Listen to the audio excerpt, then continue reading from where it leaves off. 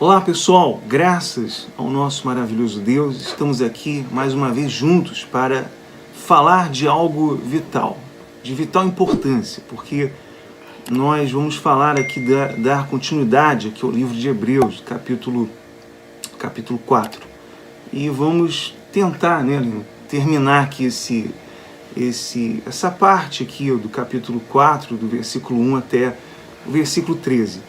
Na semana passada, no estudo anterior, nós falamos sobre a urgência ali que o autor ele revela, dessa urgência de se acatar imediatamente à voz de Deus. E hoje nós estaremos dando ênfase ao descanso que Deus promete, ao descanso de Deus. E quem entrará nesse descanso? Quem são aqueles que entrarão, no descanso de Deus? E esse descanso ele é apropriado pelo esforço, pelo nosso esforço, pelas nossas boas obras, pela nossa religiosidade, ou esse descanso já foi garantido, ele é completo. Então, nós estaremos falando acerca disso e preparada, Aline, para esse estudo estupendo, que é o capítulo 4 dos livros de Hebreus. Mais que preparada. Oi, gente, uma alegria estar aqui com vocês novamente no nosso estudo expositivo da Carta aos Hebreus.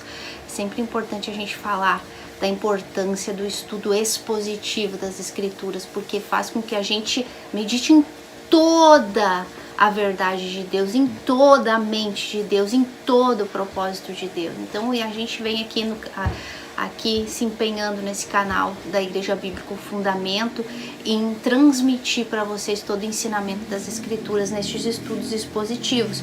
E hoje, como o Anderson falou, vamos dar continuidade aí, no capítulo 4 do livro de Hebreus, falando, desse descanso que temos em Cristo, desse descanso que teremos. E a gente vai ver isso com muitos detalhes. Não sei, meu amor, se eu já posso dar uma recapitulada, Ou tu já quer falar mais alguma coisa? Eu já posso uma introduçãozinha?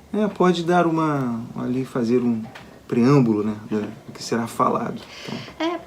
Na verdade, é sempre lembrar um pouquinho do contexto, do estudo expositivo da carta aos Hebreus. Lembrando que o foco principal do autor de Hebreus, muitas vezes vocês vão ouvir a gente falando Paulo, enfim, porque a gente acredita que seja Paulo, mas o foco principal da carta aos Hebreus é falar da superioridade de Cristo. O quanto nós, como cristãos, estamos seguros em estar debaixo da proteção de Cristo, em olharmos para Cristo, em estarmos confiantes nas promessas de Deus e de Cristo para a gente. Então o autor sempre fala que a gente deve olhar atentamente, firmemente para o autor e consumador da nossa fé. Então, o principal assunto da carta é a superioridade de Cristo, e a gente vem vendo aí, como a gente viu a superioridade de Cristo sobre todas as coisas.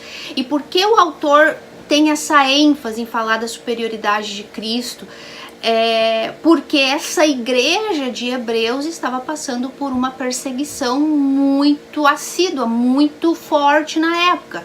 Repito, era o judaísmo, era o catolicismo romano da época, o Império Romano, a própria lei judaica, a perseguição da família. Eles estavam sendo ameaçados a perder a vida, a perder a herança, a perder suas casas. Como a gente viu no último vídeo, eles estavam sendo expulsos da cidade, perdendo tudo, inclusive o direito de ser enterrados como judeus. Então a perseguição era muito grande. Servir a Cristo naquelas épocas era literalmente a cruz, era perder a cabeça, ter mortes terríveis. Então esse povo estava pensando no quê? Em desanimar, em desistir, em apostatar, que é o segundo assunto mais importante da carta aos Hebreus. A superioridade de Cristo, a apostasia e a fé. Então, este é o contexto histórico da carta aos Hebreus. Tudo que a gente ensinou até agora e vamos continuar ensinando, sempre vamos remeter ao assunto histórico.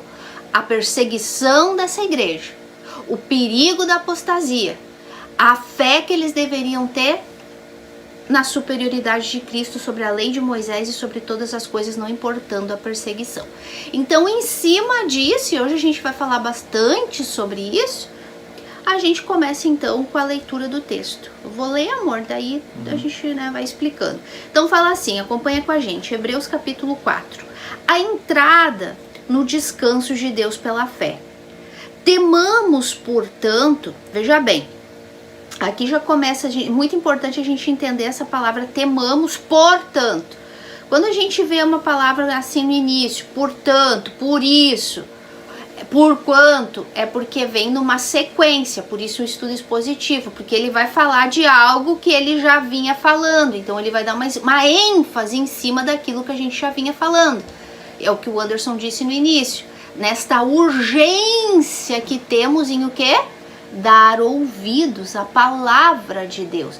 Então ele vem e fala assim, temamos, portanto, que sendo-nos deixada a promessa de entrar no descanso de Deus, suceda parecer que algum de vós tenha falhado, porque também a nós foram anunciadas as boas novas, como se deu com eles, mas a palavra que ouviram não lhes aproveitou,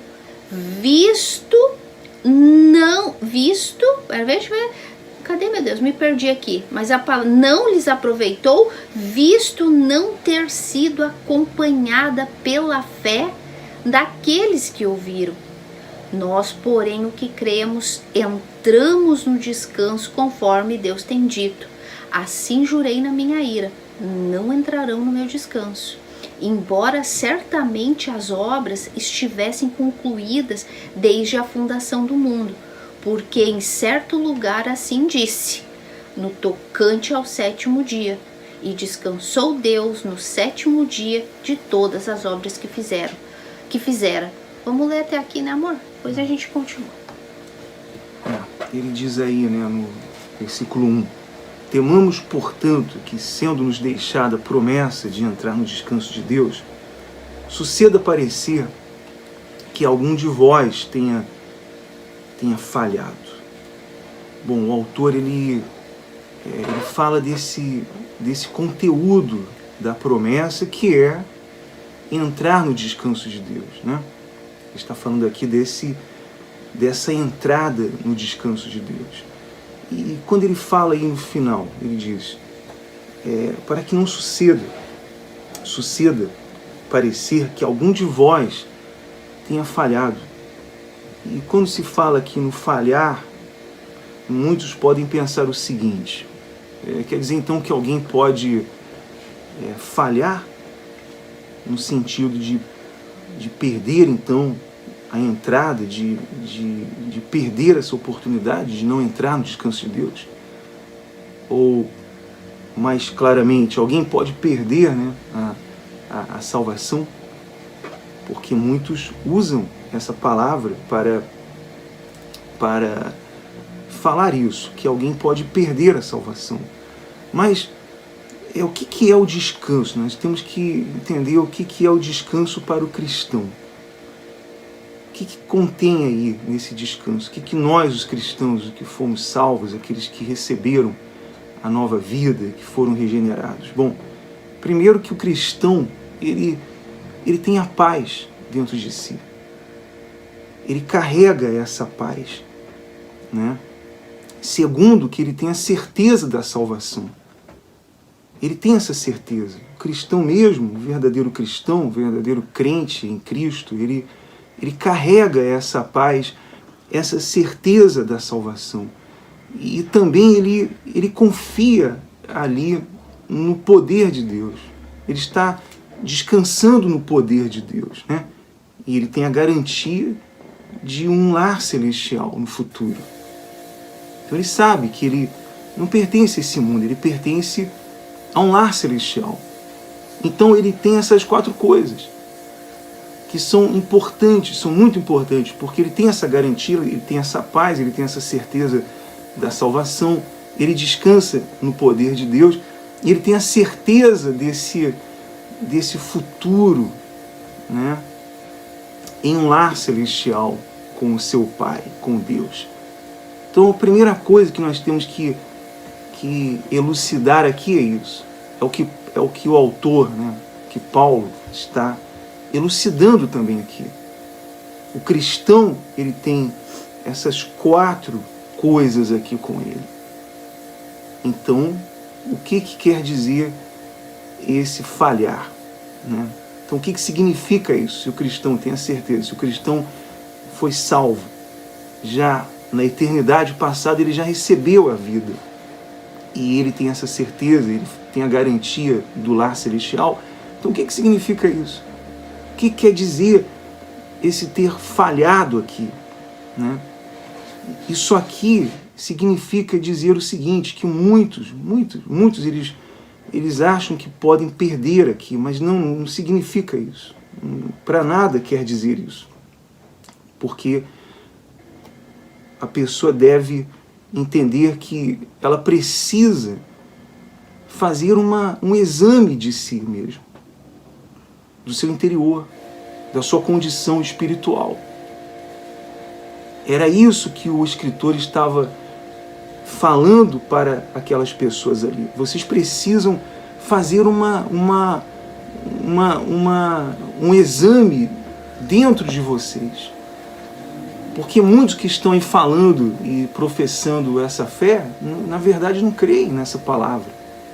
Não estão de imediato acatando essa palavra, que é a voz de Deus, que é o Evangelho, não estão acatando. Então vocês precisam ver e analisar se vocês estão falhando nisso. Não é, Aline? Porque essa é a urgência de acatar de imediato, como Paulo fala, como o autor dos Hebreus fala, que se deve acatar imediatamente essa palavra, né? Veja bem, que se a gente voltar um pouquinho, lembra que ele começa, temamos portanto. Nos 2 versículos anteriores ele fala aqui, ó, contra quem jurou que não entrariam no descanso senão contra os que foram desobedientes? Ele fala assim, vemos, pois, que não puderam entrar no descanso por causa da incredulidade. Então o povo de Israel recebeu uma promessa de que entrariam na terra de Canaã. O descanso terreno. Mas eles desobedeceram a palavra de Deus. Deus ali mostrando para eles todos os sinais, mão forte, enfim, e a única coisa que eles conseguiram ver foram os gigantes. Quando chegaram perto da terra prometida, não, porque tem gigantes, Moisés, porque não vamos. Deus é um tirano, Moisés, nos tirou da terra do Egito para nos matar nesse deserto, de fome, de sede. No Egito nós tínhamos cebola, Moisés. Agora aqui Deus nos trouxe, esse Deus tirano nos tirou do Egito, da escravidão, para morrer nesse deserto, ou então para entrar numa terra que está cheia de gigante que vai nos matar. Deus já tinha prometido a terra, mas eles estavam com medo dos gigantes. Então esse coração perverso, essa incredulidade impediu com que esse povo entrasse no descanso. Deus se revoltou tanto que jurou por ele mesmo, não vão entrar. Eles deram mais crédito aos gigantes, às dificuldades que estavam ali na terra, para as mentiras, para a promessa de Deus. Exatamente, né? Não creram. Veja que o foco, e a gente vai ver muito daqui para frente, é o ouvir a palavra de Deus e crer, porque foram os desobedientes por causa da incredulidade. O incrédulo é aquele que não crê, e a gente vai seguir falando aqui mais sobre isso. Olha só, aí então ele vem e fala, temamos portanto, irmãos. Olha só, eles ouviram a palavra, não só ouviram como viram os milagres, mas eles preferiram olhar para as circunstâncias. Lembra do contexto da carta dos Hebreus, que era uma perseguição? Eles estavam olhando para a circunstância, para a perseguição, para aquilo que eles iam perder, e estavam pensando em retroceder e voltar atrás, abandonar Jesus Cristo, a fé. E como esse é o título aqui de hoje, o descanso de Deus é pela fé. Eles estavam pensando em abandonar a fé em Cristo, olhando para a circunstância.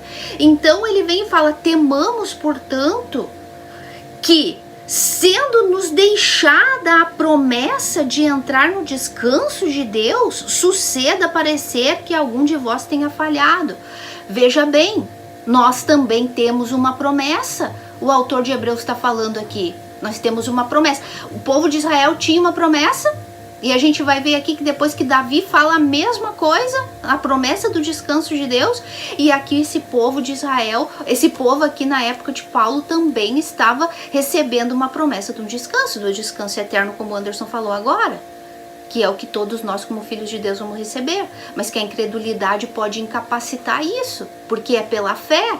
Então ele fala assim: suceda parecer que algum de vós tenha falhado. Até comentava agora antes de começar a gravar que dá assim a impressão, se eu pudesse apostar numa maneira do autor de Hebreus, de Paulo, tá falando aquela coisa, cuidado, irmãos, assim, aquele cuidado assim, cuidado, nós também recebemos a promessa de entrar no descanso.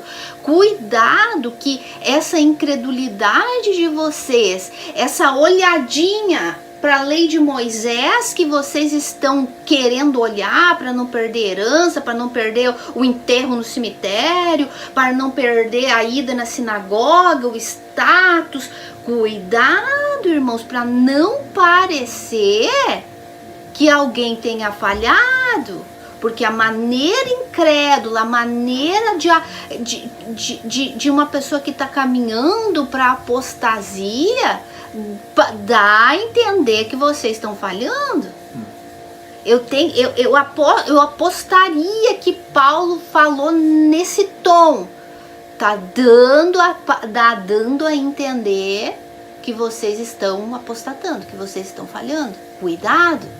Porque daí ele segue falando assim, ó, porque também a nós foram anunciadas as boas novas, como se deu com eles quem? O povo de Israel, antes de entrar na terra prometida, que havia sido prometido, foi pregado o evangelho para eles, né, amor? Eles receberam a promessa de entrar no descanso, aquele então Canaã, a terra prometida. Eles ouviram as boas novas, inclusive da salvação por meio do Messias, pelo próprio Moisés, assim como nós também. Paulo está falando aqui, porque a nós também nos foi anunciadas as boas novas, como se deu a eles, mas a palavra que eles ouviram não lhes aproveitou de nada, visto não ter sido acompanhada de fé naqueles que a ouviram. Eu não sei se tu quer falar alguma coisa sobre isso, amor, e depois eu termino. Ele fala aí, visto não ter acompanhado pela fé naqueles que ouviram. Outras versões dizem que não estava misturada com a fé, né? E o que é essa fé? Olha, a fé bíblica, né? Não a fé inventada por aí, mas a fé verdadeira, salvífica. Por exemplo, o simples conhecimento ali da mensagem não é suficiente. A pessoa tem um conhecimento. Somente conhecer, né? Somente ter um conhecimento intelectual da Bíblia. Um conhecimento superficial da palavra de Deus. Eu já ouvi um bêbado falar muito melhor do que eu, às vezes, citando ali até versículos, né? Intelectualmente ele tem conhecimento, intelectualmente ele sabe até melhor. Tem coisa que eu até anotei, isso aí nem sabia que estava escrito isso aí na Bíblia, e ele sabia muito melhor. Mas por quê?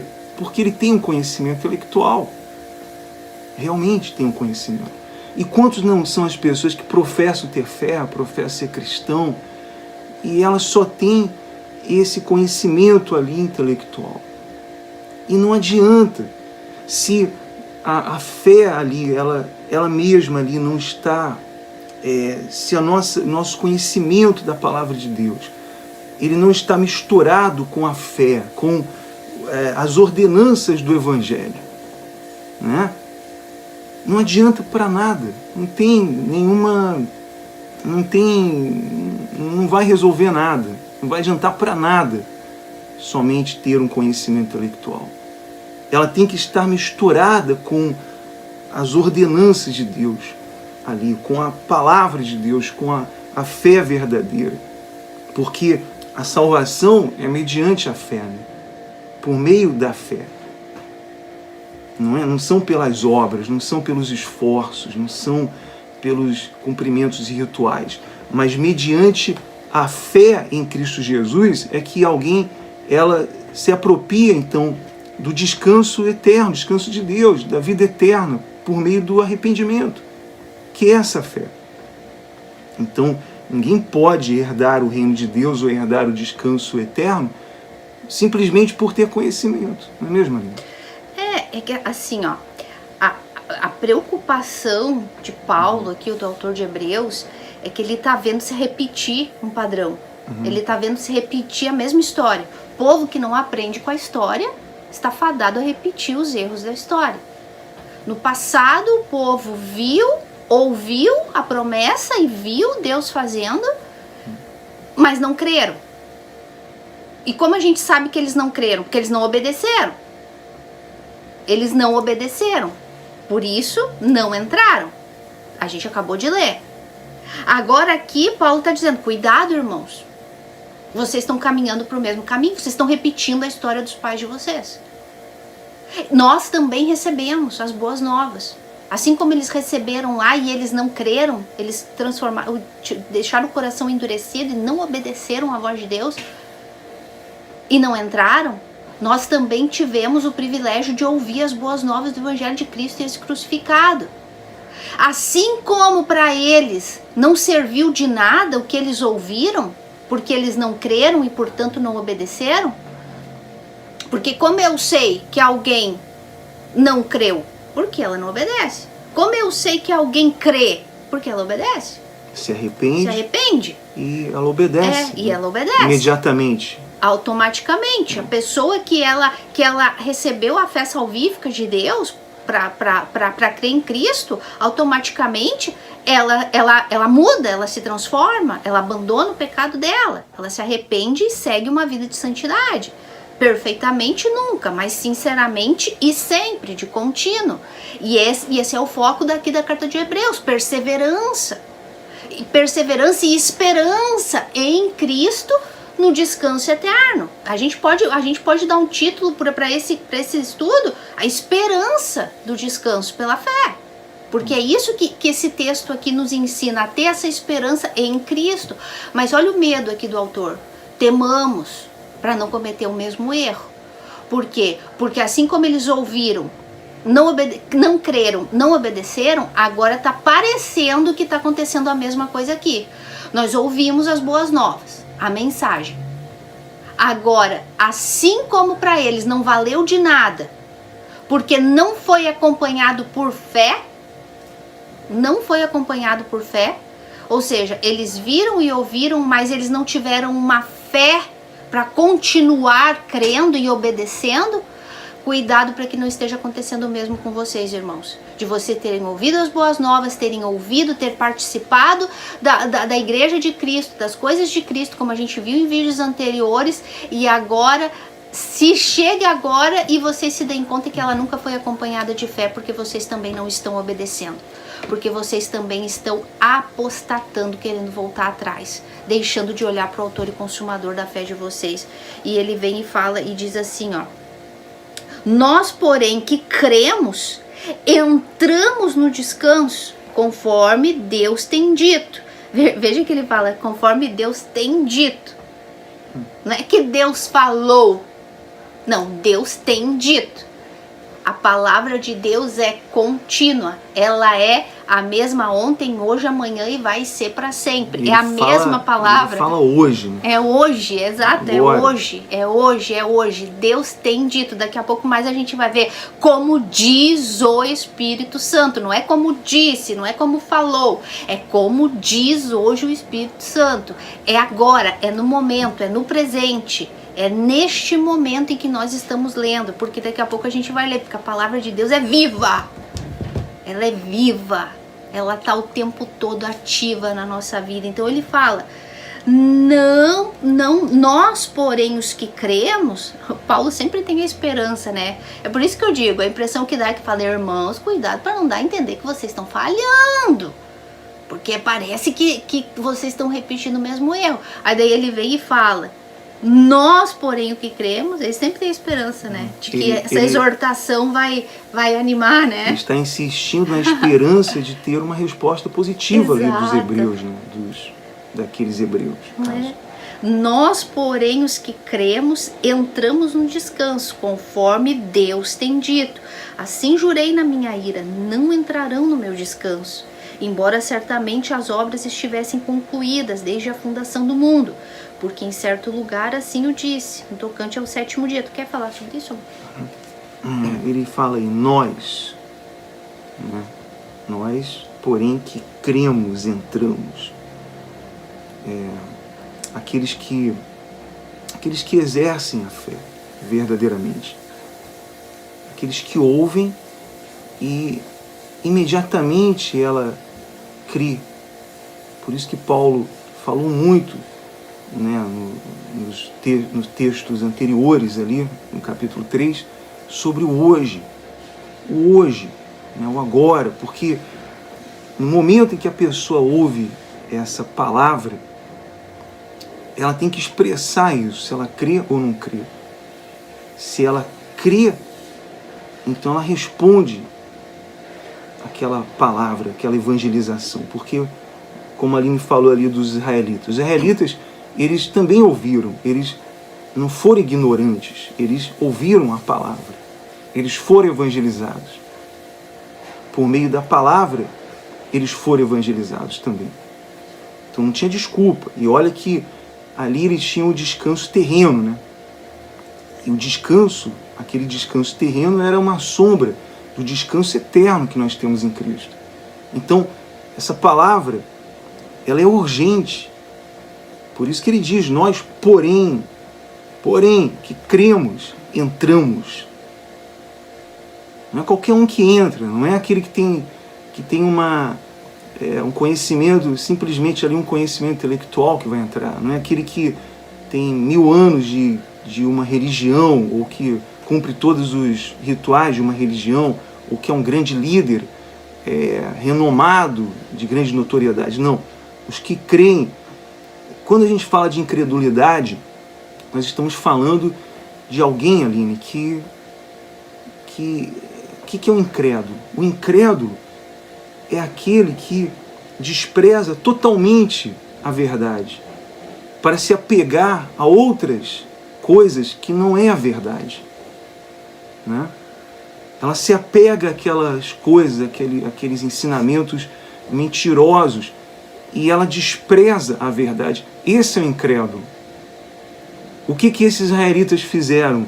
Eles se apegaram a uma mentira lá dos gigantes, do medo, das ameaças, e foram incrédulos porque não creram no que Deus havia garantido para eles. A mesma coisa a respeito ao Evangelho. As pessoas se apegam às obras ensinadas por aí. Você tem que fazer isso para ser salvo, tem que se esforçar, você tem que se esforçar ao máximo para ser salvo. Aonde isso está escrito? Só na cabeça dos religiosos, dos falsos líderes. Mas ela não vai lá na Bíblia e vê o contexto daquilo para saber se é verdade ou não. Ela se apega às mentiras. Então, no final das contas, ela não vai entrar no descanso porque não creu na verdade. Quando Paulo diz aí, nós, porém, os que cremos, entramos no descanso conforme Deus tem dito. Assim jurei na minha ira. Não entrarão no meu descanso, embora certamente as obras estivessem concluídas desde a fundação do mundo. Quer dizer, esse descanso, Aline, ele não está em processo de construção. Ele já foi completo, ele já está completo desde antes, né? Desde a eternidade passada. E pelo esforço de alguém, não pelo esforço humano, não pelo esforço nosso, que vamos entrar nesse descanso, mas pelo esforço de alguém que verdadeiramente sacrificou, de alguém que verdadeiramente pagou o preço foi a morte substitutiva de Cristo na cruz. Então esse descanso, ele já se completou, né? Ele já é garantido para os que creem, como Paulo fala aí. Nós, porém, que cremos, entramos. Olha só, repito, a preocupação de Paulo, do autor de Hebreus, é a incredulidade do povo, deixar de crer em Cristo. Meus amores, quando foi que o pecado entrou no mundo? Em que momento da história o pecado entrou no mundo? No momento em que Adão e Eva foram incrédulos.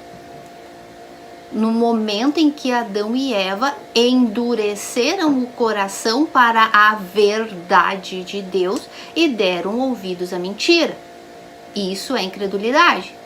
O momento em que eles duvidaram que o que Deus havia dito, a promessa de Deus que havia dito que eles iam morrer, eles duvidaram, deixaram de crer na verdade de Deus para crer na mentira, eles se tornaram incrédulos e o pecado entrou.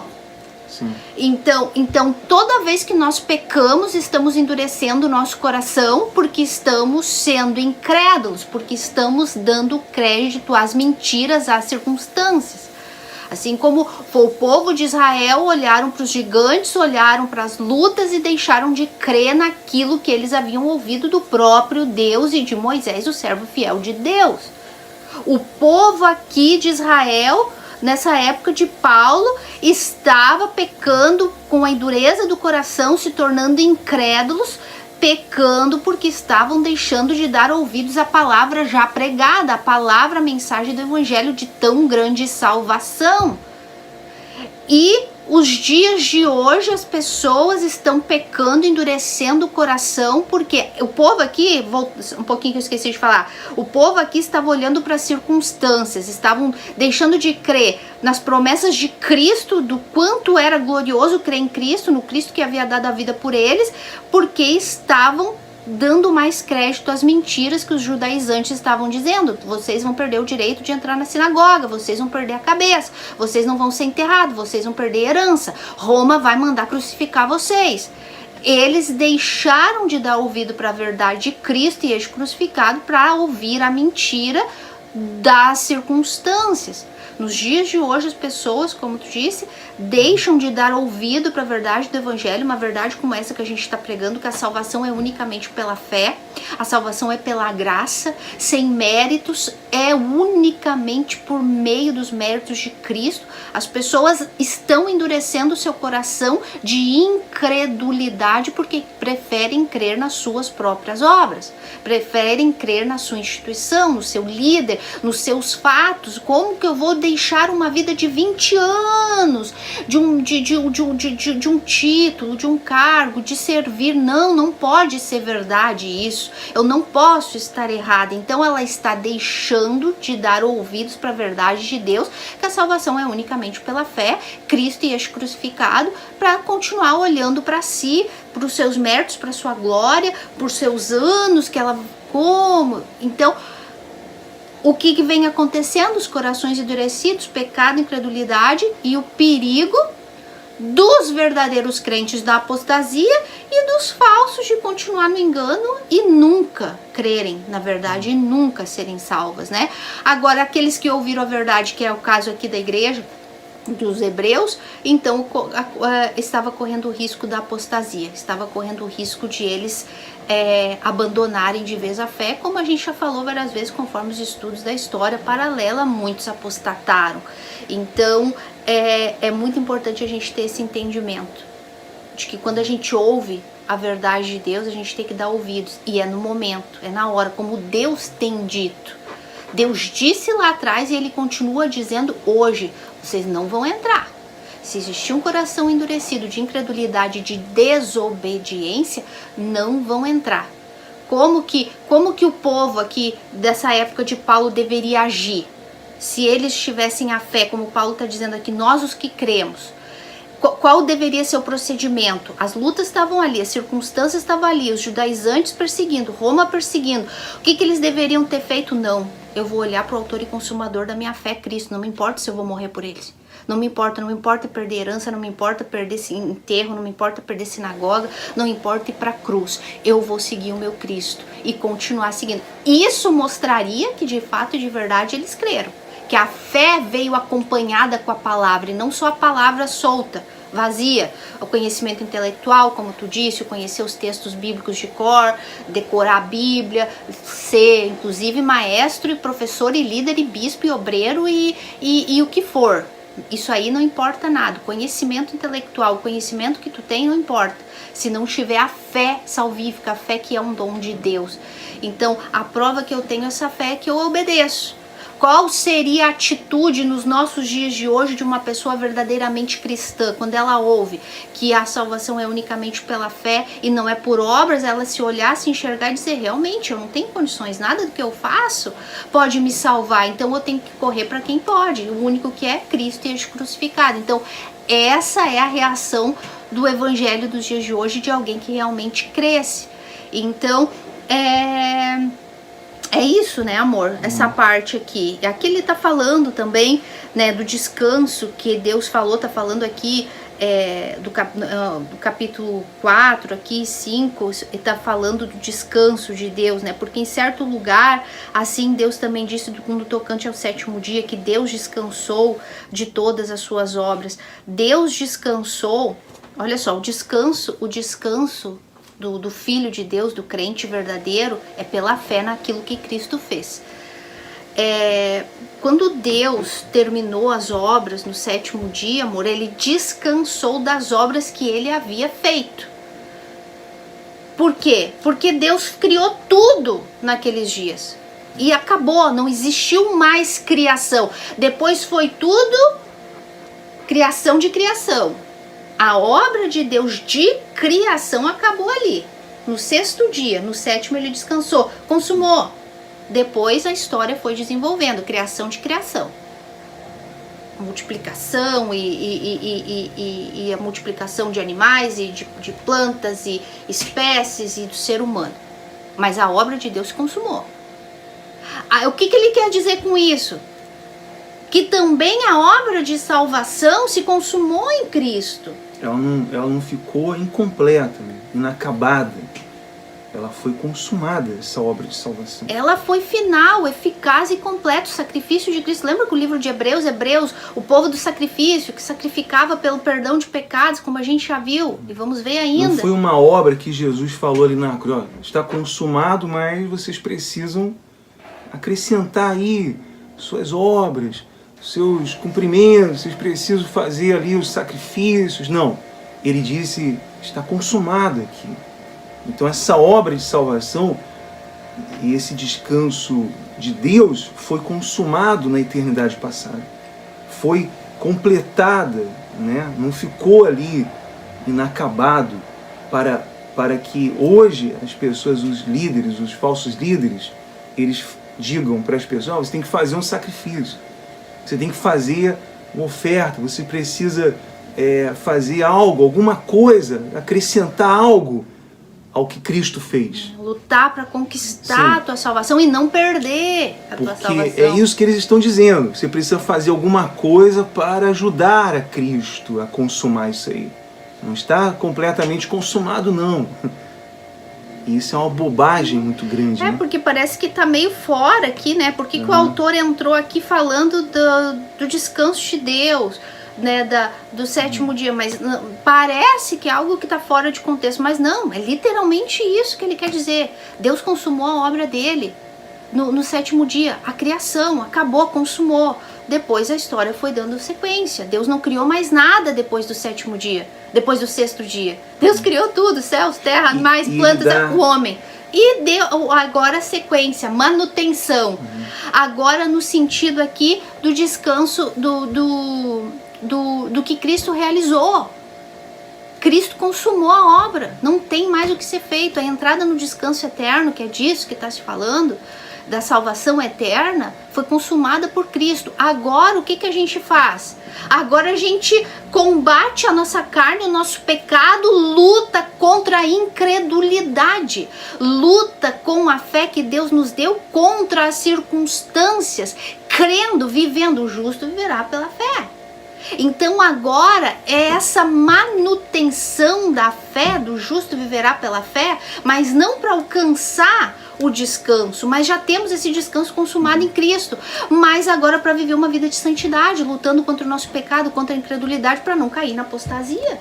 Sim. Que era o que essa gente que estava querendo cair, porque estava olhando para os problemas. Tanto é que, por que o autor fala tanto dos israelitas, fala tanto aí das gerações passadas? Por quê? Porque em cada geração o evangelho foi anunciado. Em cada geração eles receberam ali a oportunidade de ouvir e de crer. E não creram. Então, o que ele está falando muito claramente aí é que os incrédulos não entrarão no descanso que o próprio Deus fornece. Somente aqueles que creem. Os incrédulos não herdarão o descanso. E por isso, Paulo está insistindo ali. Insistindo e falando, como no versículo anterior, que ele fala, examinem a condição de vocês, a condição espiritual de vocês, querendo que eles realmente creiam e se arrependam, né? Porque essa é a nossa esperança. Quando estamos aqui pregando e falando do Evangelho, nós não estamos aqui querendo que as pessoas sejam incrédulas ou que rejeitem. A nossa esperança é que creiam.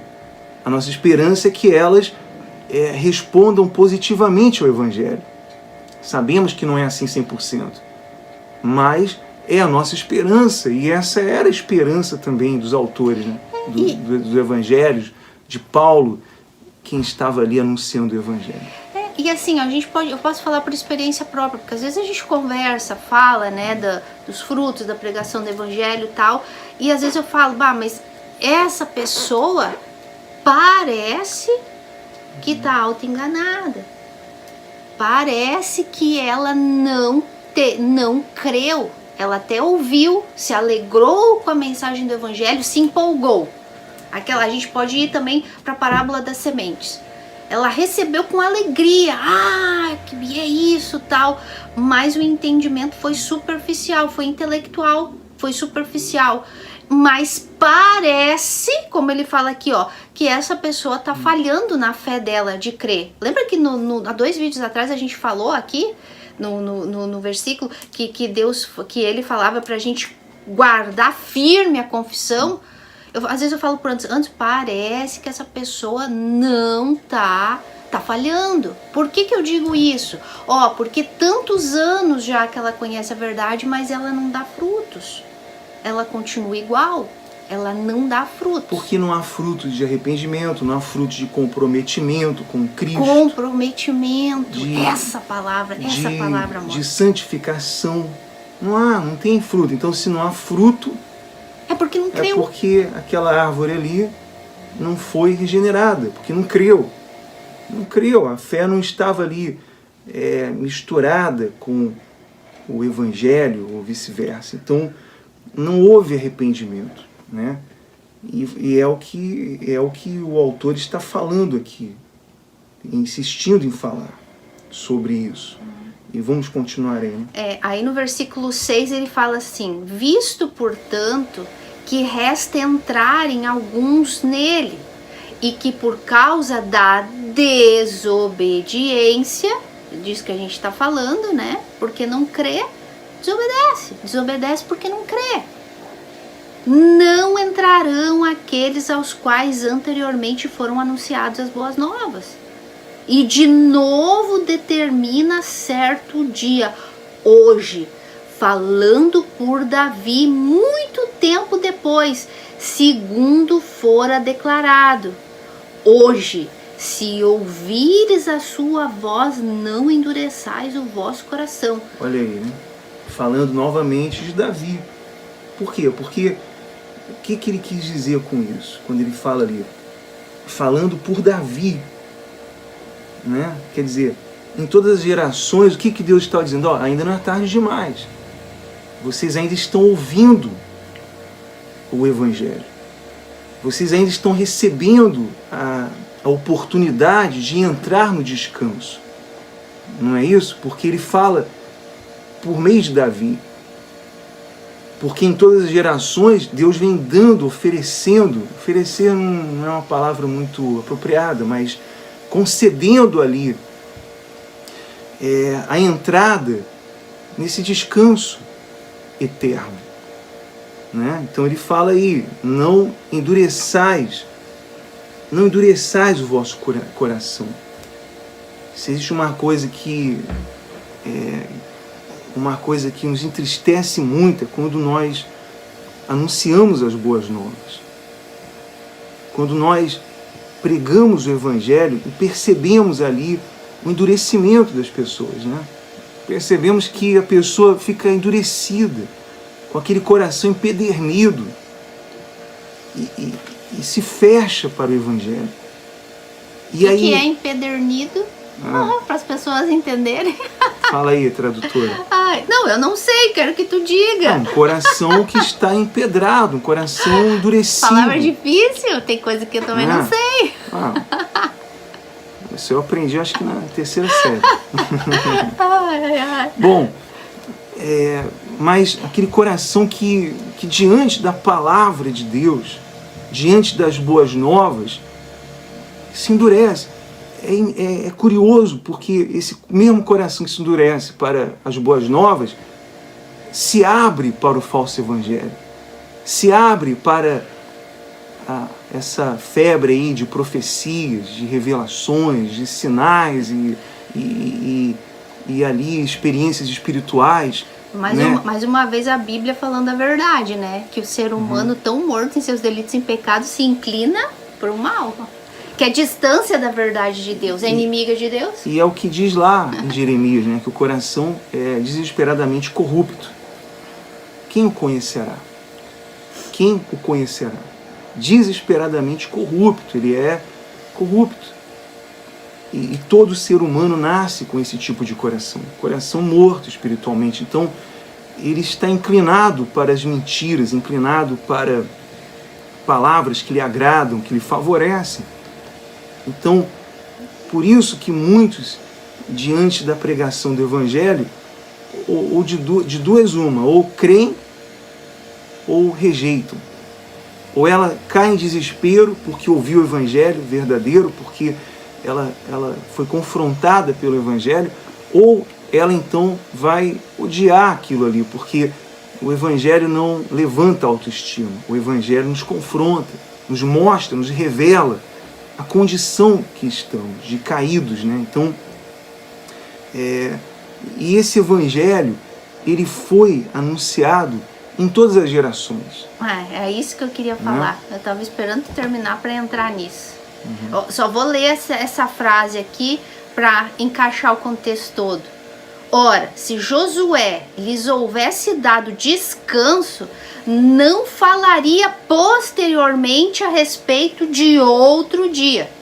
Eu queria ler isso para falar disso que tu começou a falar agora. Que esse evangelho ele foi pregado em todas as gerações. Para resumir isso aqui. Esse evangelho foi pregado lá para o povo no deserto.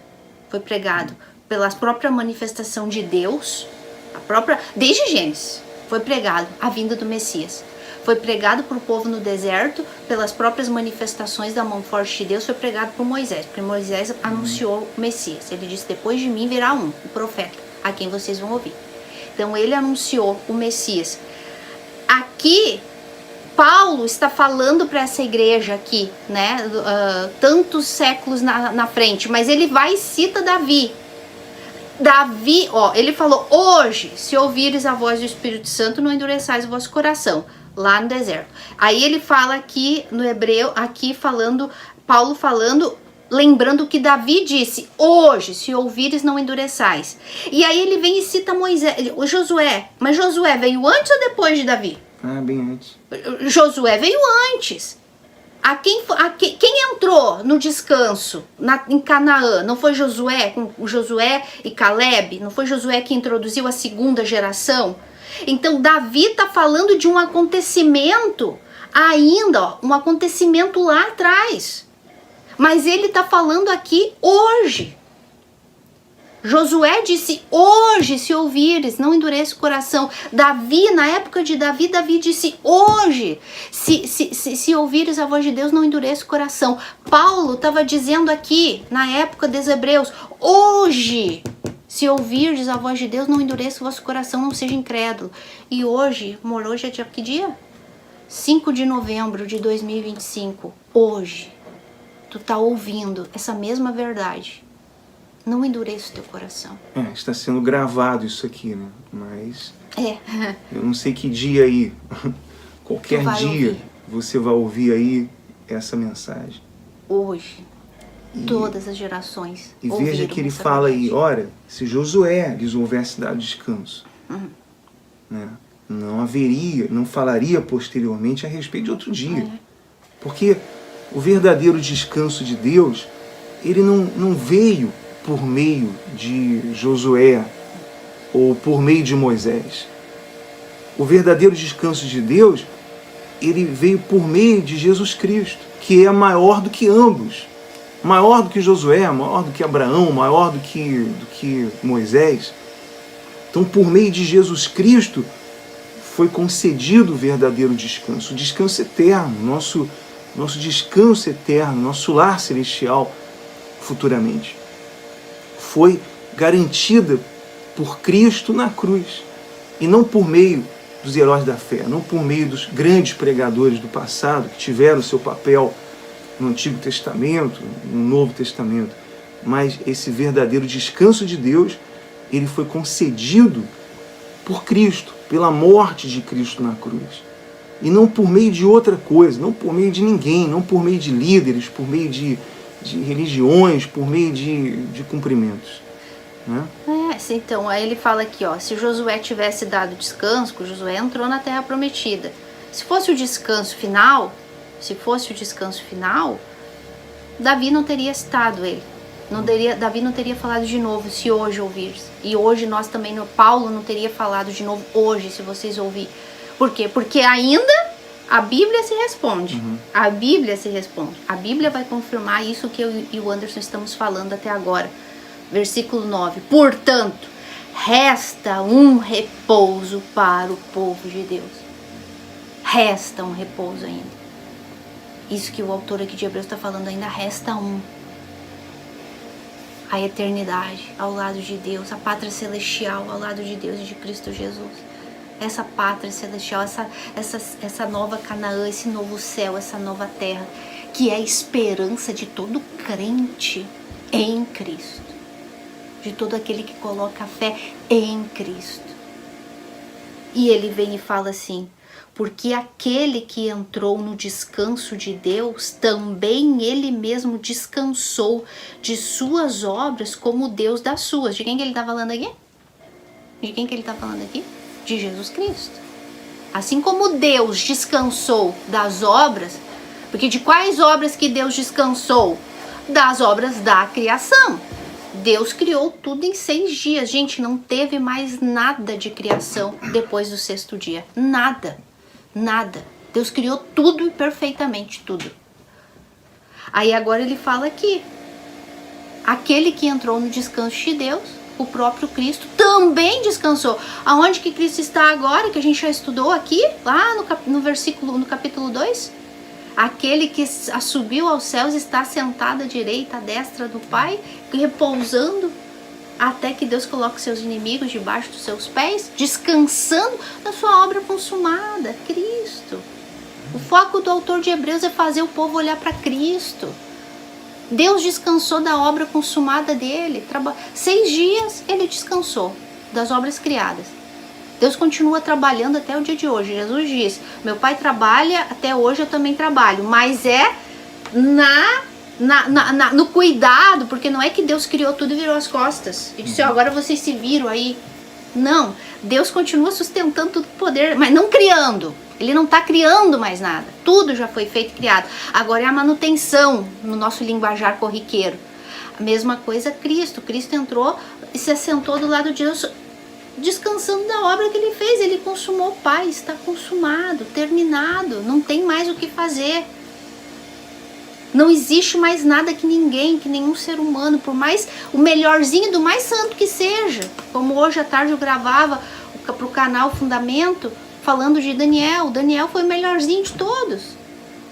mas Daniel também precisava de Jesus Cristo para salvação. Então o melhorzinho de nós que seja, não vai poder fazer nada para ganhar pontos com Deus, para ser salvo. Não. E aí entra a importância também de entender o contraste desse descanso que foi obtido por Josué. Deus deu o descanso terreno ali, por meio de Josué, levando o povo à terra prometida, né? Então, esse descanso era caracterizado ali pelo esforço humano, que eles tinham que lutar, tinham que depois plantar, tinham que fazer a sua parte ali, né, por causa das consequências do pecado. Eles tinham que trabalhar, tinham que se esforçar. Mas para entrar no descanso eterno, descanso de Deus, não. Esse descanso celestial, o descanso eterno de Deus, o verdadeiro descanso de Deus, ele é caracterizado pela ausência de trabalhar, de ter que trabalhar para obter esse descanso. Não. Quem se esforçou, quem sacrificou, quem derramou o seu sangue lá na cruz, no lugar do pior pecador, foi o Senhor Jesus Cristo. Ele, ali na cruz, sacrificou para nos dar a vida. Então, no momento que a pessoa é salva, que ela crê, que ela se arrepende, no momento da salvação, ela já tem garantido o descanso. Naquele exato momento. É assim, no momento que aquele coração se arrepende, aquele coração é purificado dos seus pecados, ali na cruz Jesus morreu por morte substitutiva, então naquele exato momento ela recebe o descanso. Ela descansa. Por isso que eu falei no início que esse descanso seria a pessoa que tem ou não tem. Então, se ela é cristã, se ela recebeu a vida, ela então descansa, ela tem a paz, ela tem a certeza da salvação. Não importa as lutas, né, as perseguições. E é muito claro, a nossa esperança não é num descanso terreno. A nossa esperança é num terreno, num descanso celestial. Mas por que o falso evangelho tem tanto sucesso? Porque eles oferecem um descanso aqui. Oferecem riquezas, o evangelho da prosperidade, oferecem milagres, cura, libertação, objetos, tudo restaurado. amuletos, né? Venha receber o amuleto da mudança de vida, venha receber a água benta, venha receber o pedaço da cruz não sei da onde. Então as pessoas, elas caem redondo, né, nessas fantasias. Como a gente sempre fala, né? Para que a verdade, para que a transparência, se existe a magia, o encanto, que foi o que a serpente ofereceu para Eva lá no jardim. E nada novo debaixo do sol, né? Porque as pessoas repetem o mesmo erro, elas acreditam na criatura, mas não creem no Criador, na verdade. Elas preferem ali se iludir, né? Dar crédito àquilo ali, mas é o que se repete também. Essa incredulidade, ela sempre vai acontecer. Mesmo tendo todas as provas, como o povo de Israel teve, todas as provas do castigo, da incredulidade deles, da desobediência, de se juntarem a outros ali rebeldes, elas tiveram, mas continuaram na sua incredulidade, né? Mas aqueles que realmente creram, que foram salvos, naquele momento ela recebeu o descanso. Naquele exato momento ela recebeu a vida, né? Então, com tudo isso que o autor vinha explicando, ele vem no versículo 11 e fala assim: procuremos, provavelmente na tua Bíblia vai estar esforcemo-nos. Um erro aqui de tradução, porque no original a gente vai e vê que a palavra é procuremos, mas com a ênfase na urgência. Qual é o foco? Hoje. Essa palavra é pregada de geração em geração, ela é pregada exatamente a mesma coisa. Salvação pela fé, o descanso pela fé em Cristo. Mas é hoje que ela está sendo anunciada, é hoje que eu tenho que crer. Então ele está falando aqui, procuremos com urgência entrar naquele descanso. a fim de que ninguém caia segundo o mesmo exemplo da desobediência. Então, o que ele quer dizer aqui? Não é que nós procuremos, ou que nem está na tradução em português, que é bem perigosa, nos esforcemos, mas não é no sentido de procurar entrar no descanso com obras. Não, mas no comprometimento, no compromisso de continuar confessando Cristo como Salvador, de continuar confiando na obra de Cristo, para não cair aqui no mesmo exemplo de desobediência lá de trás. Porque a Bíblia, ela Deus não falou aqui, Deus não escreveu a Bíblia, né, para contar história apenas, não, mas mostrando exemplo de como ele falou, de como esses homens foram rebeldes, né, de como ele executou ali o juízo sobre esses homens e como ele vai executar juízo sobre aqueles que não creem, ou salvar aqueles que creem, ou justificar aqueles que creem. Então, é nesse ponto, porque quando ele fala aí, procuremos em que sentido? Por exemplo, a pessoa morreu hoje, morreram duas pessoas ali, uma foi salva e outra não foi salva. Uma morreu e foi para o céu, a outra foi para o inferno. As duas tiveram a sua responsabilidade, uma de crer e a outra de desprezar a palavra de Deus. Ela não vai ir para o inferno, bom, não sabia, não. Você é responsável. Deus não nos exime da responsabilidade, porque ouvimos o Evangelho. Então ele não vai nos eximir da responsabilidade. Então quando ele fala esse procuremos, ou em outra tradução, esforcemos, ele está dizendo o seguinte, você é responsável. Não venha me dizer que a culpa é de Deus. No dia do juízo, eu era ignorante, eu era neutro, eu não estava ali. Não, você é responsável tanto quanto aquele que creu. A sua condenação é justa. Por exemplo, nesse dia que a gente está falando aqui, está pregando o Evangelho, tá insistindo nisso. Tem aqueles que não vão crer. Tem aqueles que vão, vou desligar isso aí. Está falando muito aí de incrédulo, eu não quero nem saber.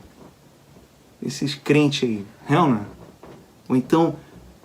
Ou então aquela pessoa vai crer, vai se arrepender. Então no dia do juízo não existe aquele que, eu não tive responsabilidade. Não, teve sim.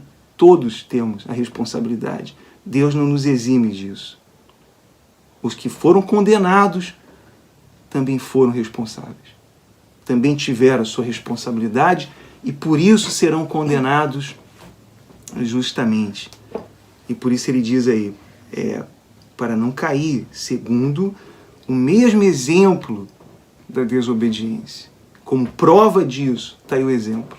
Está aí o exemplo. Né? Quer falar, Aline?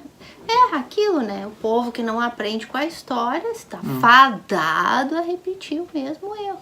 E esse povo aqui estava querendo repetir o mesmo erro da desobediência, da incredulidade, de deixar de crer, de ouvir a palavra e crer na promessa de Deus por meio de Cristo.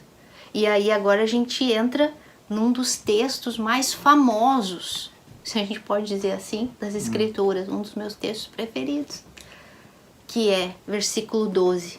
Porque a palavra de Deus é viva e eficaz. Do que a gente vem falando? De ouvir. Hoje, se ouvires a voz do Senhor, nosso Deus, não endureçais o vosso coração. Se hoje ouvir. Por quê? Porque a palavra de Deus é viva e eficaz e é mais cortante do que qualquer espada de 2 gumes, que penetra até o ponto de dividir alma e espírito, juntas e medulas, e é apta para julgar, discernir pensamentos e propósitos do coração. Quer falar sobre isso agora? A palavra de Deus, ela é coisa linda, gente. Ela é um consolo, né? Todo dia eu leio, medito na palavra de Deus, e ela é um consolo para aqueles que creem. Eu falo experiência própria. Todo dia nós lemos, todo dia nós meditamos. Para nós, não para ensinar, não para falar para os outros. Nós meditamos para nós. Então, para mim, ela é um consolo, né? Para aqueles que creem, para aqueles que amam a Deus, para aqueles que se deleitam na palavra de Deus. A palavra de Deus é como alimento para mim. Sabe aquela comida que você gosta, aquele prato ali que você demora para terminar porque você quer sentir ali o gosto, né? A palavra de Deus é esse deleite. É um alimento que nos consola, que nos dá força, que nos anima, que nos exorta, que nos corrige. Então, para aqueles que creem, ela é esse consolo.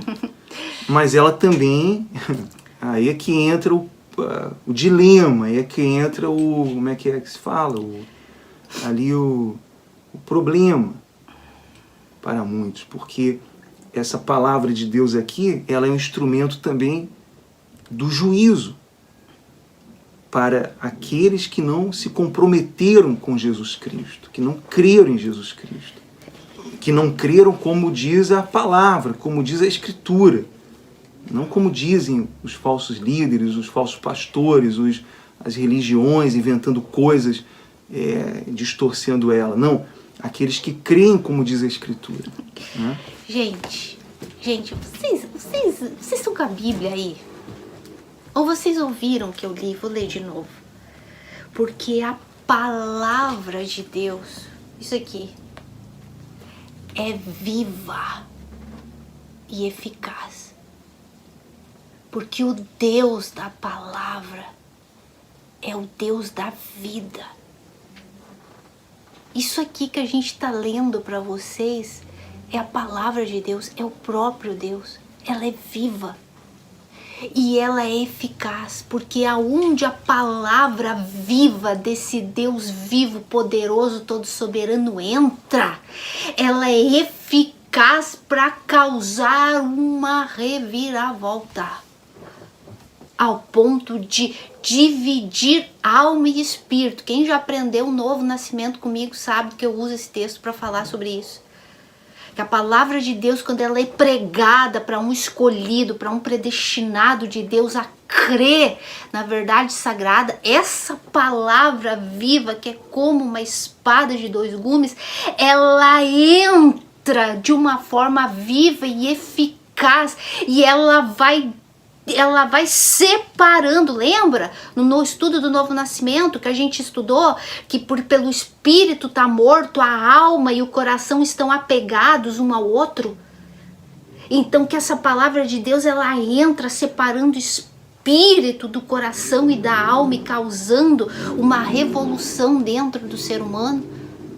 Ela vai entrando e vai fazendo com que nós venhamos nos enxergar. A palavra eu tô falando agora para um filho de Deus. A gente está falando agora, daqui a pouco a gente entra nessa segunda parte que o Anderson falou, que ela também é de juízo. Estou falando agora que a palavra de Deus é viva e eficaz tanto para um lado como para o outro. Tanto para o salvo como para aquele que se perde. Ela entra dando vida para quem está morto. E na vida de um filho de Deus, essa palavra que é como uma espada de dois gumes, ela entra em primeiro lugar ferindo. Ferindo. Por quê? Porque ela faz a gente se enxergar. Ela revela as intenções. As intenções do coração, revela a nossa morte espiritual, ela revela o nosso pecado, ela revela a nossa natureza pecaminosa, ela faz a gente gemer e se desesperar aos pés de Cristo. Ela entra cortando e destruindo. Lembra que eu sempre falo? O dia do novo nascimento, o falso evangelho diz que o dia do novo nascimento é o dia mais lindo. Mentira! Essa é a segunda parte. O dia do novo nascimento é o dia mais terrível. Pior dia. É o pior dia da nossa vida. Porque é o dia que a gente enxerga o monstro que a gente é. Aqui, ó, essa espada do espírito vivo e eficaz que entra ferindo, fazendo tu enxergar que tu tá morto. Mas quando ela sai, ela vem curando. Porque é isso que o Evangelho de Cristo faz. Não só cura, dá vida. Nos levanta, nos ergue, nos dá descanso. O descanso. Nesse mundo a paz com Deus, não a paz com o mundo, porque aliás é uma guerra muito pior. Mas paz com Deus e a paz eterna, essa esperança, esse descanso.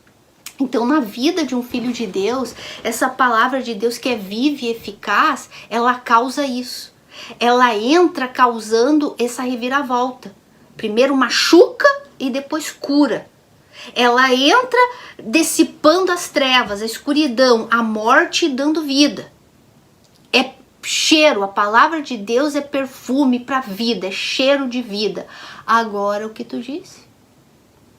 Para quem não crê, ela é juízo, ela é condenação, ela é cheiro de morte. Não sei se tu quer falar mais sobre isso, amor. Basicamente é isso. Simples, o fato simples é esse. Ela, para alguns, ela é cheiro de morte para morte, como Paulo fala.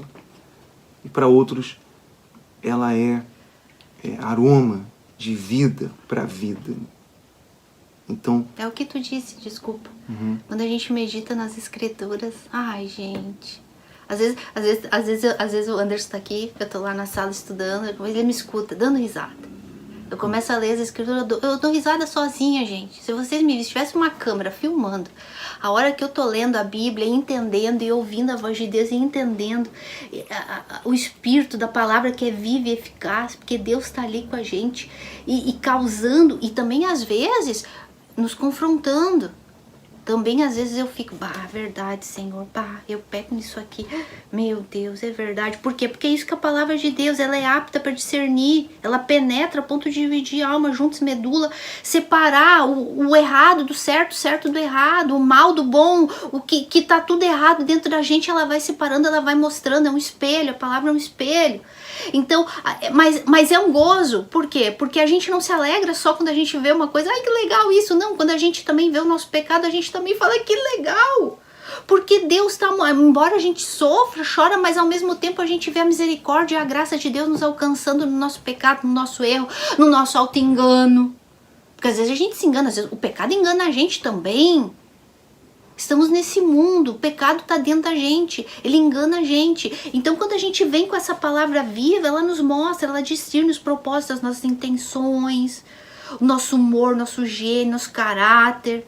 Então a gente ri e chora. Eu repito, se tivesse uma câmera vendo ali como eu medito nas escrituras, um dia eu ia estar rindo, outro dia eu estou assim... Mas a paz é interior, é dentro, não importa. Se for uma coisa muito legal ou uma coisa muito triste, porque revela o meu pecado. Traz paz dos dois jeitos. Por quê? Porque é perfume de vida para quem se deleita nessa palavra que é viva. Agora, para quem é cheiro de morte, para quem é a espada do juízo, do julgamento, aí é trágico e triste de todas as maneiras, porque ela despreza, ela endurece o coração, ela prefere continuar dando ouvidos para mentira, ela não é bem assim, ou então ela tenta interpretar do jeito dela, do jeito que convém ela. Tudo isso é ela dando corda para ela mesmo se enforcar, né? Então é juízo condenatório para os incrédulos, para quem não crê. E diz aí, versículo 13, e não há criatura que não seja manifesta na sua presença. Pelo contrário, todas as coisas estão descobertas e patentes aos olhos daquele a quem temos de prestar contas. Então, se tem uma coisa que Deus vai expor no dia do juízo, né? No dia do juízo, será exposto ali as intenções do coração, as crenças superficiais, as crenças erradas, tudo ali. Não adianta. As pessoas podem convencer umas às outras, né, de qualquer coisa, de qualquer crença, de qualquer mentira, podem convencer, mas no dia do juízo isso não ficará oculto. Tudo será exposto, como ele diz, e não há criatura que não seja manifesta. Que forte isso, né? E não há criatura não existe criatura. Que não seja. Significa dizer que não há ninguém Não há ninguém. Pode ser ali um líder religioso, pode ser ali um grande líder que no mundo é aclamado. Que no mundo, eu já segui líder falso que eu queria ser igual, que eu aclamava, que eu adorava, que eu defendia a honra daquele líder ali. E hoje eu sei que não, hoje eu sei que aquilo ali é um falso líder, né? Porque distorce a palavra de Deus. Mas normalmente é assim. Então as pessoas elas olham, poxa, que líder, que grande líder, que grande exemplo de homem, que grande, né? Quantos para mim mesmo disseram quando eu estava numa antiga instituição falsa, falava, poxa, olha, o senhor é um exemplo a ser seguido. Quando eu comecei a falar a verdade mesmo, aí já não sou mais um exemplo a ser seguido, né? Falando a verdade. Quando falava mentira, eu era exemplo a ser seguido. Era honrado, era admirado, era aclamado. Mas quando você fala a verdade, é o que diz aqui. Você vai perder a amizade. E por quê, amor? E por quê? Quando a gente fala a mentira, as pessoas alabam, elogiam. E quando a gente fala a verdade? Por causa da natureza pecaminosa. Por quê? Porque o homem natural é morto, é inimigo de Deus, vive em rebelião contra Deus. Então tudo que Deus diz e fala, ela critica, ela não aceita, tem defeitos para ela. Então automaticamente quem também prega a verdade desse Deus, também ela vai criticar, ela vai achar defeitos. Como nós é a rebelião. Temos a experiência, nós mostramos por que nós falamos na Bíblia. Né? Sem ficar criticando ninguém, mas falando na Bíblia. E mostramos e provamos o que está escrito.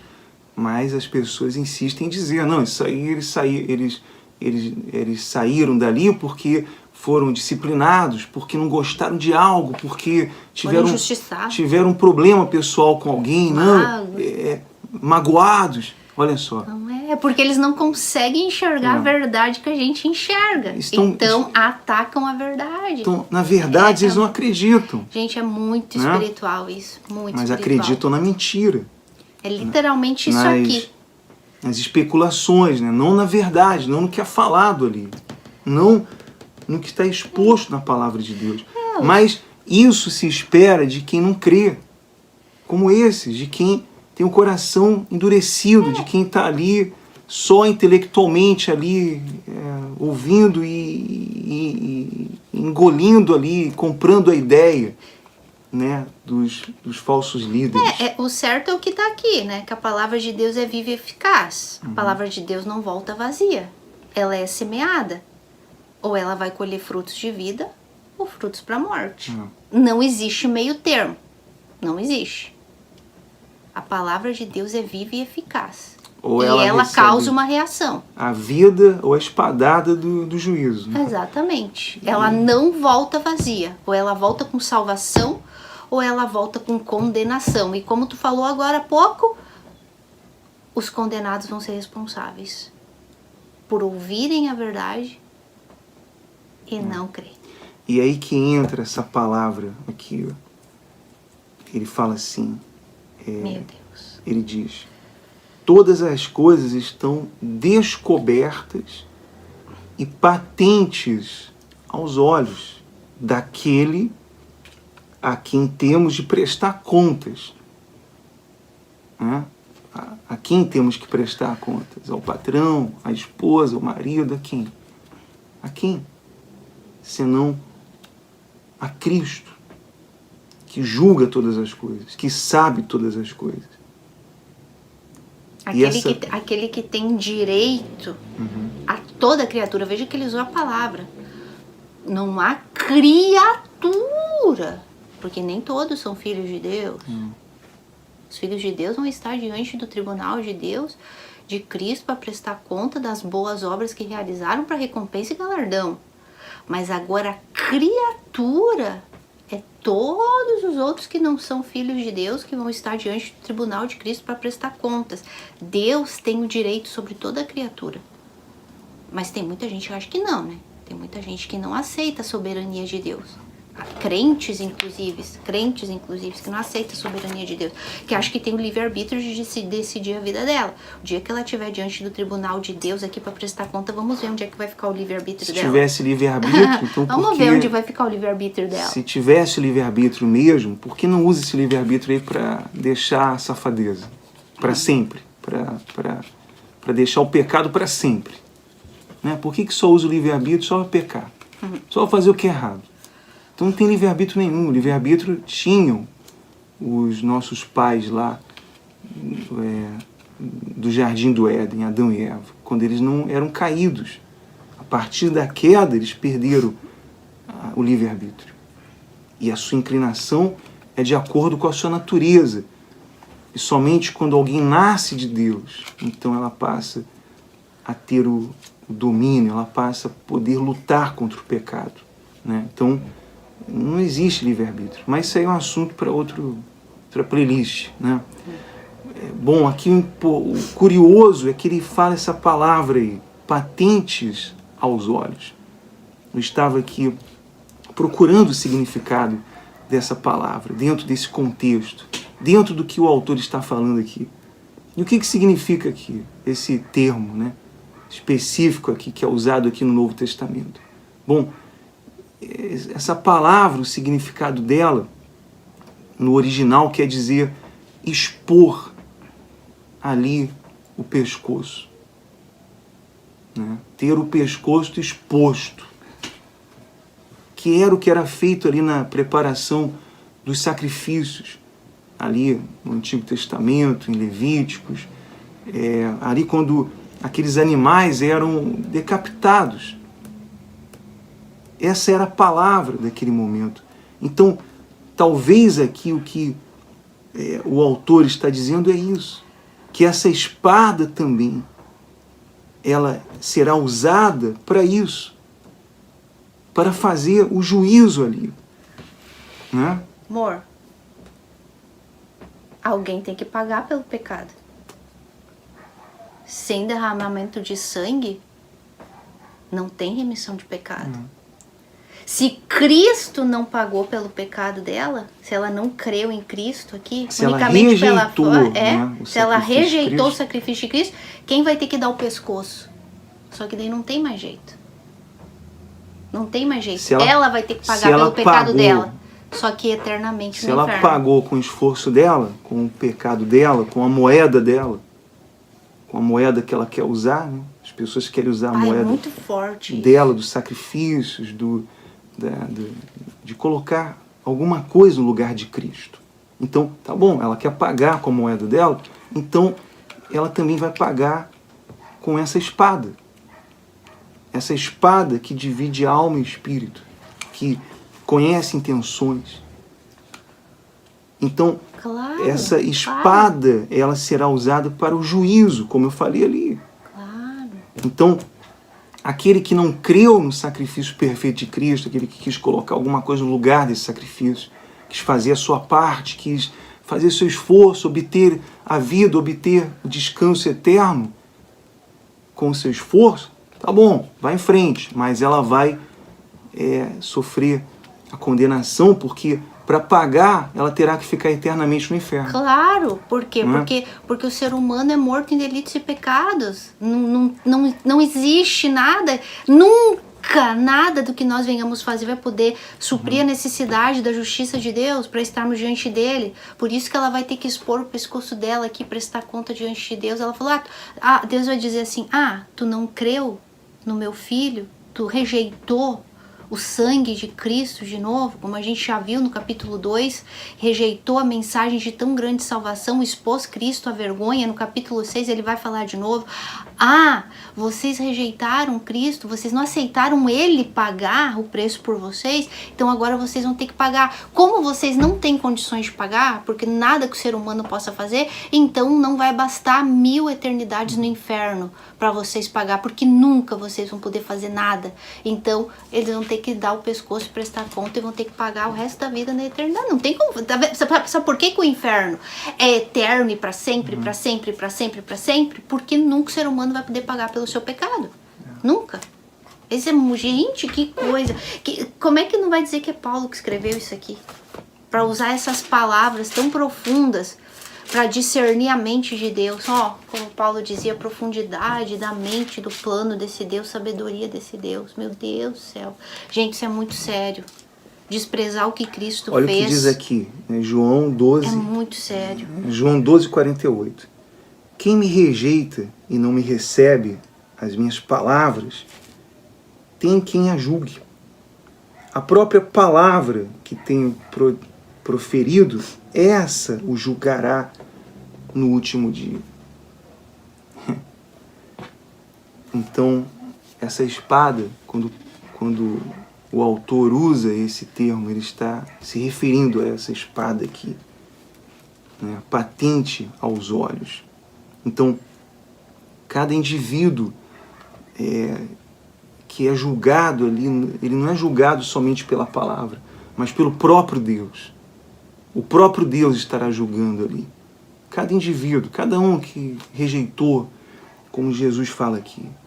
Cada um que ouviu a palavra, cada um que ouviu a verdade, as boas novas, e que rejeitou, e que desprezou, rejeitou, repudiou, né?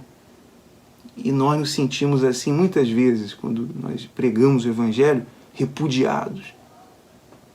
Mas graças a Deus, muitas vezes ficamos tristes porque eu gostaria que um familiar, que um parente, que um amigo cresce, mas infelizmente muitos repudiam, rejeitam essa palavra, e então terão que sofrer, se não se arrependerem.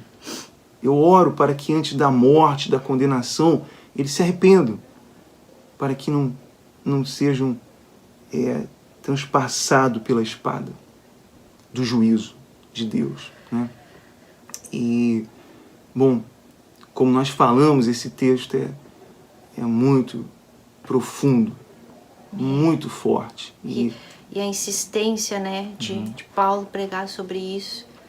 Insistência por quê? Porque ele disse, né, como está escrito, a fé vem pelo ouvir. A fé, que é crer, vem por ouvir essa palavra. E esse ouvir vem pela palavra de Deus, que desperta, que faz, que regenera, que faz acontecer o novo nascimento.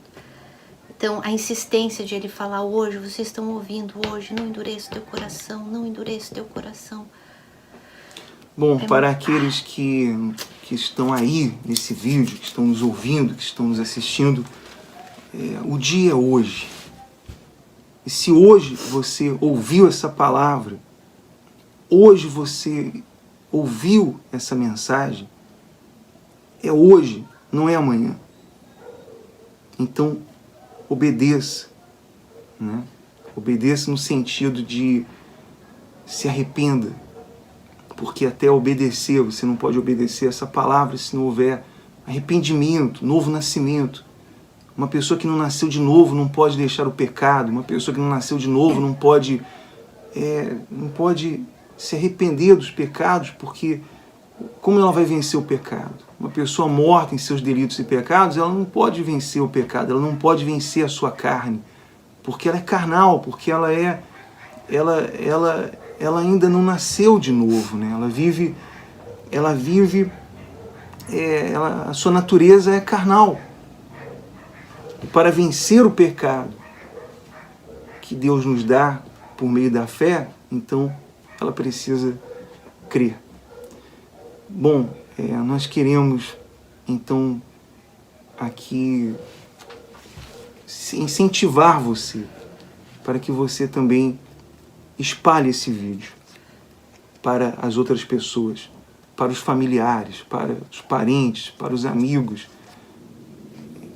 Nesse momento, não sei se você vai assistir esse vídeo hoje, no dia que nós estamos publicando, ou no dia seguinte, não sei que dia, mas imediatamente você ouviu, você entendeu essa mensagem, então primeiro creia e faça a sua parte, espalhe essa mensagem para os perdidos nesse mundo, espalhe para o máximo de pessoas. Nós queremos fazer uma oração aqui agora, queremos Tem mais alguma coisa para falar, amor? Não, eu tô impactada com a palavra de Deus, gente. Eu fico assim.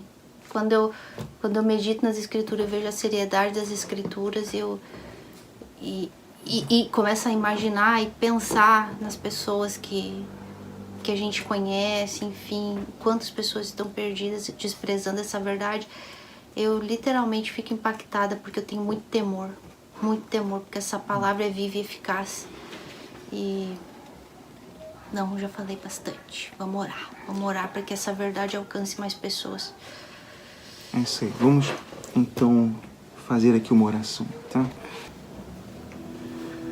Senhor nosso Deus e nosso Pai, nós entramos na Tua santa presença neste momento e com muito temor e com muita reverência, meu Pai, nós examinamos a nossa condição e insistimos e pedimos que cada pessoa também examine a sua condição espiritual.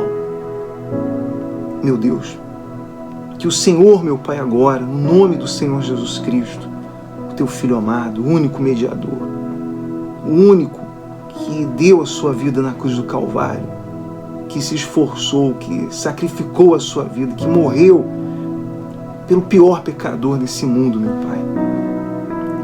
Eu peço, meu Deus, que o Senhor agora, meu Pai, penetre nesse coração endurecido, nesse coração, meu Deus, bloqueado pelos falsos ensinos, pelas falsas religiões, aqueles que estão, meu Pai, à deriva, aqueles que estão inclinados para esse mundo, meu Deus. Que o Senhor, meu Deus, agora conceda a eles o dom do arrependimento, o dom da fé, meu Deus, para que creiam, meu Pai. Porque se o Senhor não fizer isso, ninguém poderá fazer, meu Deus. Porque a fé é como aquele ramo de isopo, meu Deus, que mergulhado no sangue de Cristo purifica os corações do pecado. E é o que eu te peço agora, que o Senhor conceda essa fé, para que essa pessoa seja então purificada dos seus pecados, seja lavada da sua consciência, do seu coração, meu Deus, e que os seus olhos que estão obscurecidos, meu Pai, pela mentira, pelo pecado, pela tirania do pecado, que ela seja então livre, meu Pai, que ela seja então confrontada pela Tua palavra, Senhor Jesus. Ó Espírito Santo, faça essa obra dentro delas, meu Deus. Eu oro por aqueles que estão em presídios, por aqueles que estão em asilos, nos hospitais, que estão em algum lugar nesse mundo, meu Deus, ouvindo a Tua palavra, acompanhando esse vídeo, meu Pai. Que elas recebam essa oportunidade, como todos receberam, como todos no passado receberam, no tempo de Moisés, no tempo de Abraão, no tempo de Josué, no tempo de Davi, e até hoje, meu Pai, elas estão recebendo agora, nesse momento, essa oportunidade de crer e de entrar no descanso de Deus, no verdadeiro descanso de Deus. Meu Pai, nós pedimos agora pelas famílias, pelos pais, pelos filhos, meu Deus, por todos os que estão perdidos, desesperados nesse mundo, meu Pai, que estão urrando de dor em algum lugar.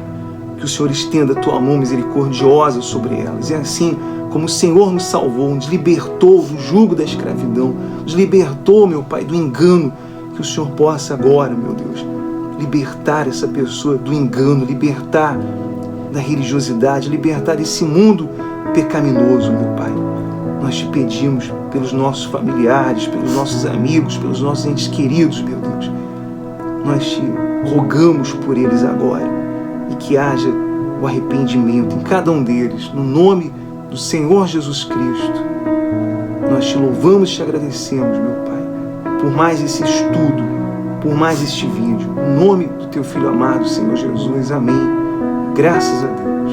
Amém. Foi um prazer imenso, prazer muito grande estar aqui com todos vocês e compartilhar esse estudo maravilhoso, né?